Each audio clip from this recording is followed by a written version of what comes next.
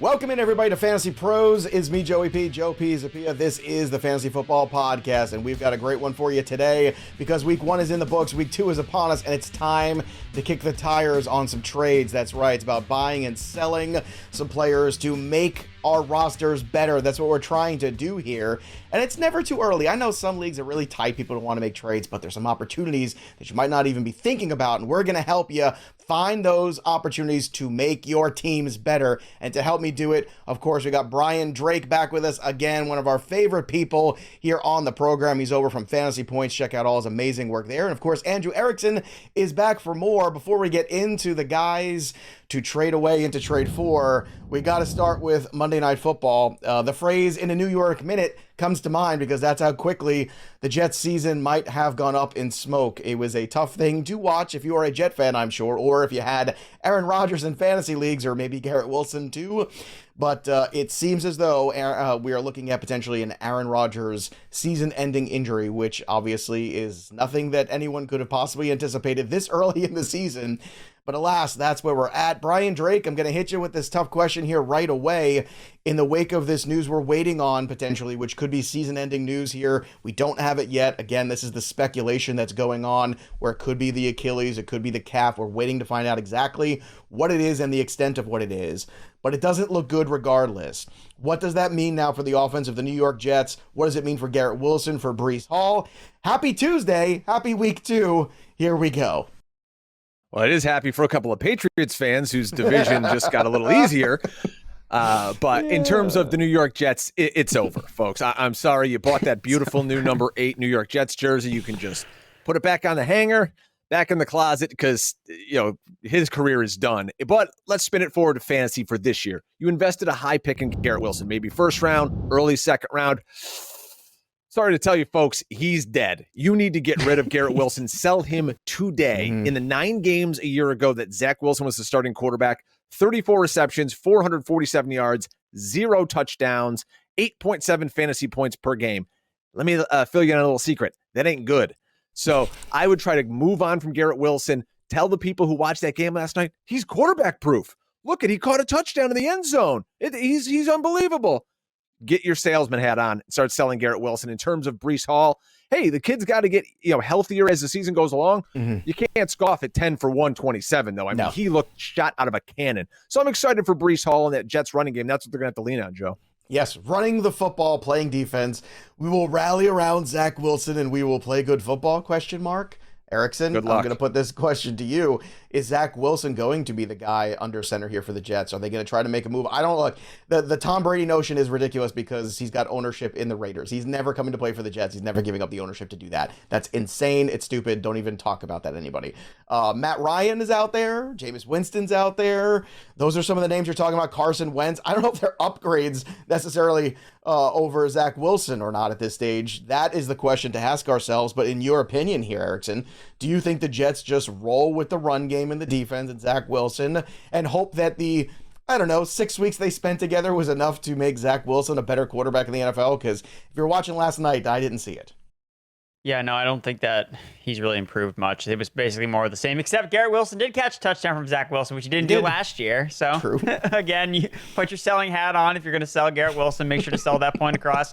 Very clear that he scored a touchdown from Zach Wilson. But, yeah, I don't think that they're going to roll with Zach Wilson the rest of the season. Maybe they roll with him a couple weeks, convince themselves, hey, we play good defense. We won. We beat the Buffalo Bills. Like, we can still win. We can still salvage the year. We can sneak into the playoffs. Then anything can happen at that point. Well, it's probably not going to work out that way. They invested so much in Rodgers. They had this guy on the pedestal. He was basically like their messiah. Like, he was going to save them and bring them to the promised land. And I just don't think that's going to happen now with Zach Wilson. So I think that looking at some of the free agents available, I think that they will probably bring somebody in. I think that Carson Wentz would make a lot of sense.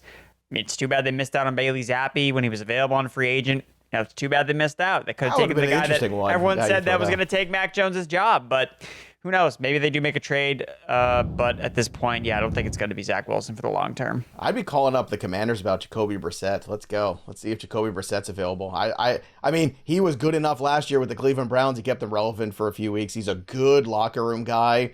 That's the guy, if I'm the Jets, that I'm going to go after. And it's not Aaron Rodgers, But that ship has sailed now, potentially. Again, I keep saying potentially. We don't have definitive news yet, but we do have some definitive names to talk about here on this trade podcast where we're going to try to go through, and we are streaming live here on X, or the artist formerly known as Twitter, depending on how you want to call it these days. But that's something you could always check us out here. We're doing a lot of our shows here live right here on X. Make sure you follow us at Fantasy Pros on the social media sites everywhere. Let's start with the most traded guy at the running back position. And that man is Jonathan Taylor, if you could believe it. Brian Drake. Jonathan Taylor is still 3 weeks away, in theory, from playing for the Indianapolis Colts. I say in theory because we're still unclear about exactly how healthy he is, what his frame of mind is, what the Colts' frame of mind is.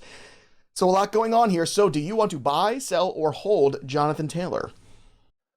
I think it depends on where you drafted Jonathan Taylor. If you spent an early second-round pick on him, I think you're trying to hold on to him at this point, and the only way you can sell him is if you get someone who can fill that void in terms of a second-round value. If you took him like I did in the 8th, 9th round of some drafts, you've got the luxury of holding on to him because you're not depending on him at all right now.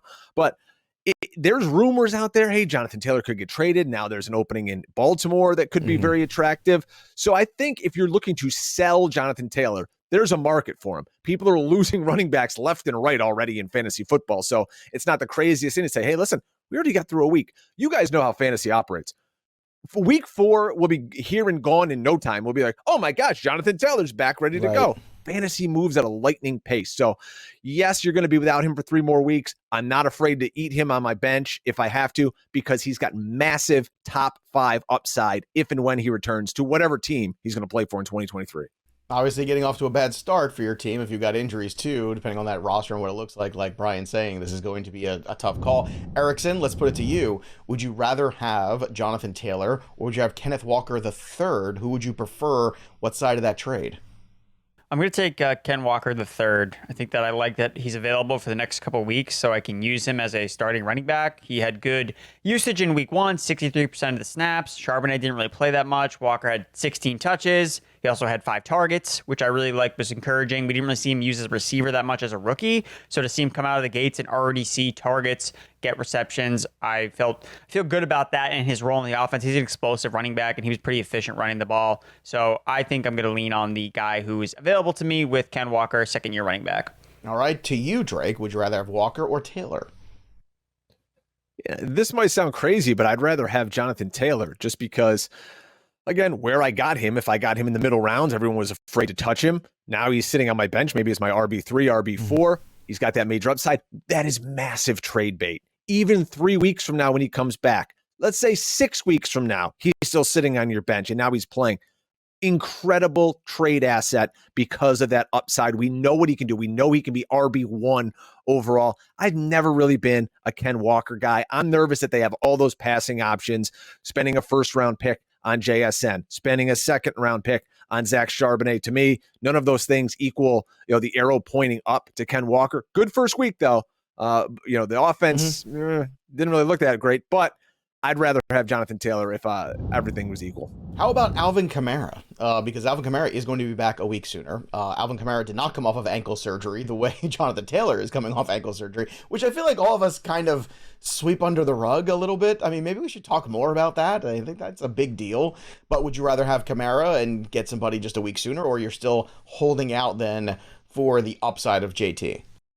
I'm holding on to Jonathan Taylor over Alvin Kamara. We haven't seen Alvin Kamara be a really high-end producer for fantasy since Sean Payton left. And Sean Payton, by the way, is in Denver now, not New Orleans. So if he's not going to come back and command the carries as he used to, if he's not going to be maybe the number one target in the passing game as he used to be, I mean, really, what's his upside? So he's kind of this situational third down back on a mediocre offense. I mean, I'd rather have the upside of Jonathan Taylor, who could still potentially rush for 12 touchdowns this year. Erickson, Kamara, or Taylor? It's going to be Taylor for me. I think that he has more upside, even in the Colts offense, if he stays put, whereas Kamara was coming off a bad year. Kamara wasn't that good last year. He saw his receptions, his target totals got nuked. They weren't using him that much in the passing game in this new offense. So with all these playmakers in New Orleans, Olave, Shaheed, Michael Thomas, Joan Johnson, how many targets is Kamara actually going to get? And so I'm skeptical that he's going to really return RB1 upside that I think a lot of people are expecting. Oh, it's Alvin Kamara. It's the name cachet, when I don't really think that's what he's actually going to produce.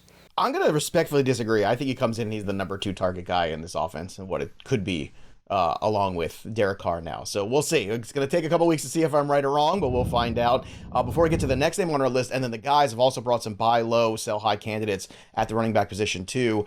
Just a reminder, make sure if you haven't already that you have downloaded my playbook and you've synced all of your leagues, because you can use tools like the Trade Finder, the Trade Analyzer. You can see where your weaknesses, your strengths are using Trade Central, and then you can go ahead and use the Trade Finder to actually find deals with other teams right there for you, where it's going to suggest, hey, this is a good deal that could help you make your roster better. So talk about like taking a lot of the grunt work out of fantasy. Like, this is what we're talking about. Use the tools, use my playbook, use all of the incredible trade tools we have to improve your roster. And I have a question for you.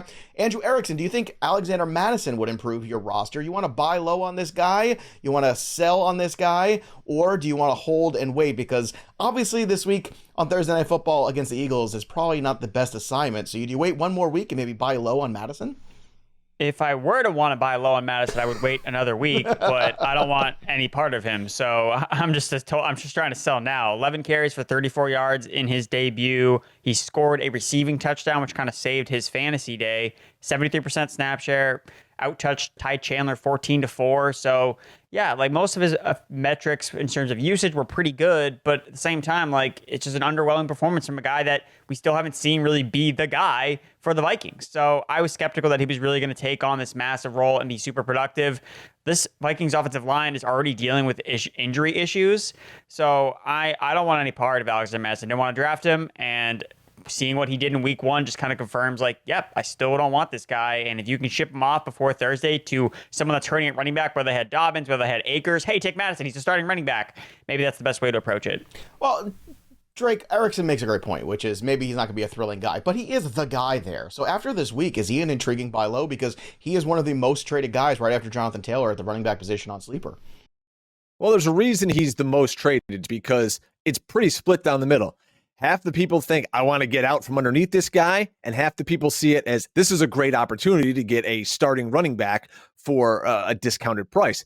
But Erickson hit the nail on the head. This offensive line stinks. The defense is even worse. So this is going to be a team who's going to be trailing in a lot of games. They're not going to have second half leads to grind Alexander Mattison and get a bunch of touches. They're going to be throwing the ball all over the place. Okay, he caught a couple balls and he caught a touchdown. Is that really his game?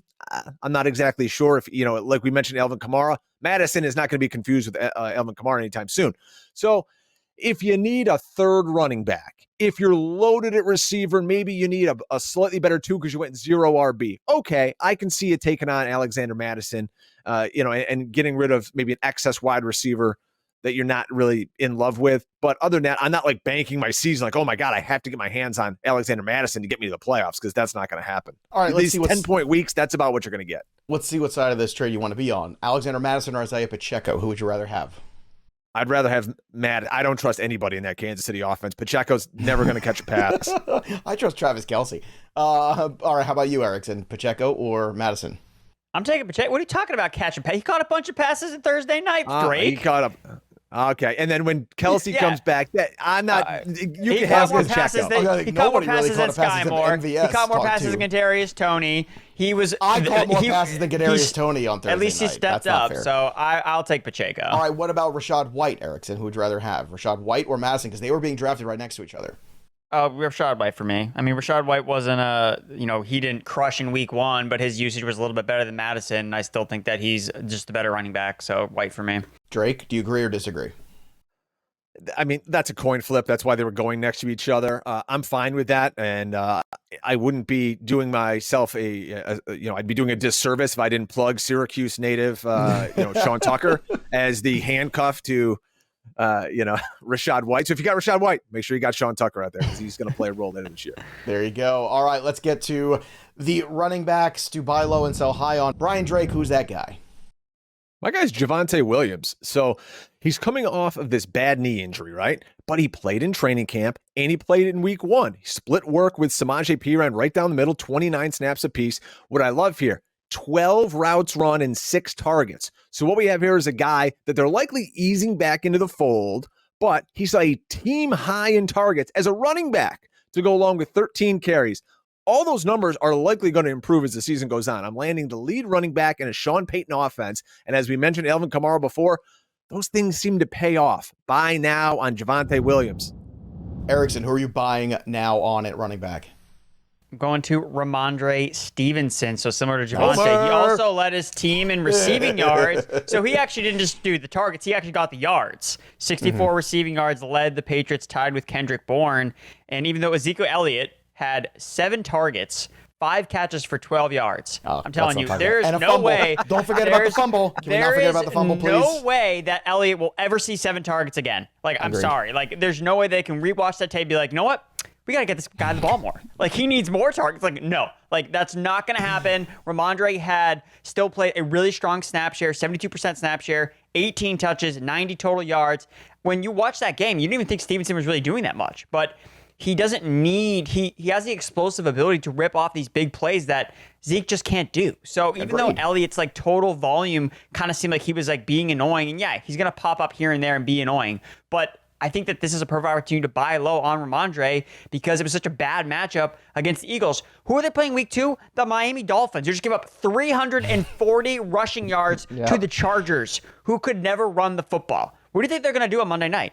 Rhamondre Stevenson is going to run wild. Maybe Zeke even runs wild. I don't know. But for me, Stevenson, this is a window to buy an elite player and the best player on the Patriots offense. I thought they were lying to us when they said they were going to use Zeke in the passing game. I thought that was like, oh, that's a red herring. They're not going to do that. And then they did, and it made me upset. But I'm with you, Erickson. I think that experiment might be over. All right, so those are the guys to buy low. Javonte Williams, Rhamondre Stevenson, 2 great names. Let's switch it around.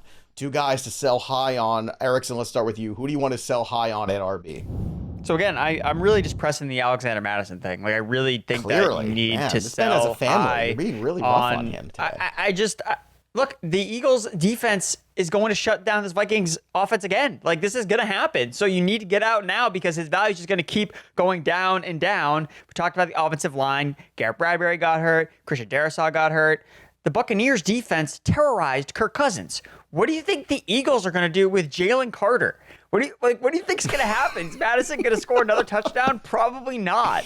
So I'm trying to get out right now because we're going to enter week 3. You might think, oh, perfect opportunity to buy low. And then, oh, what do you know? Ty Chandler's starting to play a little bit more because they've been unimpressed with Alexander Mattison through the first 2 weeks of the season. Oh, maybe let's give Chandler a little bit more run here. And then what do you know? He loses the job and you drafted a dead zone running back. Yeah. Note to self, stop asking Andrew Erickson questions about Alexander Mattison. The answer will always be no. Brian Drake, who is a guy that you want to sell high on already after week 1 that you think you could? I'm looking to sell King Henry. That's right, Derrick Henry. He was outsnapped by rookie Tajay Spears 34-30 in week 1. Now, he's only played fewer, Henry that is, than 30 snaps twice since 2020. So this could have been a game script thing, could be a total outlier. But then again, let's look at the Titans. This team stinks. We talk about bad offensive lines. This might be the worst in the NFL. So they're likely going to be playing from behind in all their contests.